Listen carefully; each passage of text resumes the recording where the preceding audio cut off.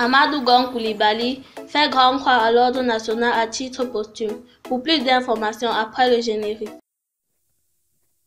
Avant de commencer, abonnez-vous à la chaîne et activez la cloche de notification car cela va vous permettre de ne plus manquer les prochaines vidéos.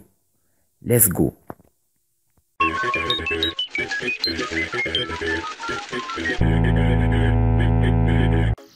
La nation ivoirienne a rendu hommage, mardi 14 juillet 2020, à son premier ministre Amadou Gon Coulibaly, décédé soudainement mercredi 8 juillet dernier, des suites d'un malaise cardiaque. La Côte d'Ivoire a honoré à titre posthume son premier ministre Amadou Gon Coulibaly. La cérémonie s'est déroulée dans la matinée du mardi 14 juillet 2020, sur le parvis du palais de la présidence d'Abidjan, en présence du chef de l'État ivoirien Alassane Ouattara et de son homologue du Sénégal, Macky Sall. Un moment rempli d'émotion et de reconnaissance à l'endroit du Premier ministre décédé subitement à l'âge de 61 ans.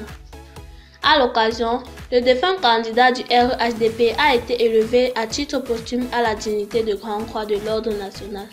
La plus haute marque de distinction attribuée à un homme d'État, M. Amadou Gon Coulibaly, Premier ministre de Côte d'Ivoire. Au nom du peuple, nous vous élevons à la dignité de Grande Croix de l'Ordre national et nous confions à votre famille les insignes de votre dignité, a déclaré le président Alassane Ouattara. En plus d'être un gros travailleur, il était compétent, rigoureux et très structuré, a témoigné Kandia Camara à l'endroit de celui qui a été de tous les combats pour l'accession au pouvoir du RDRE, aujourd'hui mué en RHDP. Il était doté par-dessus tout d'une intelligence exceptionnelle.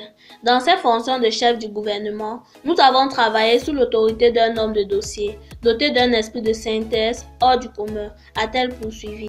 Mon frère Amadou Gon Coulibaly, mon compagnon de lutte, mon responsable politique, mon conseiller, le lion, mon patron, DNC, mon soutien, Monsieur le Premier ministre, va en paix, a-t-elle déclaré avant de fondre en larmes. Patrick Archi, secrétaire général de la présidence de Côte d'Ivoire, et Henriette Dagri Diabaté, grande chancelière, ont également rendu des témoignages de l'homme tout aussi émouvants les uns que les autres.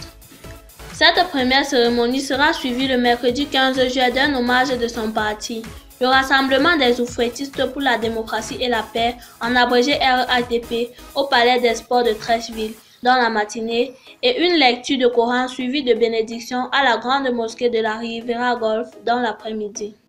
Plus tard, suivra le départ à Korogo de la dépouille pour une veillée de 20 à 22h00. À Bondala, au quartier de Soba de la dite ville. L'inhumation aura lieu le vendredi 17 juillet 2020.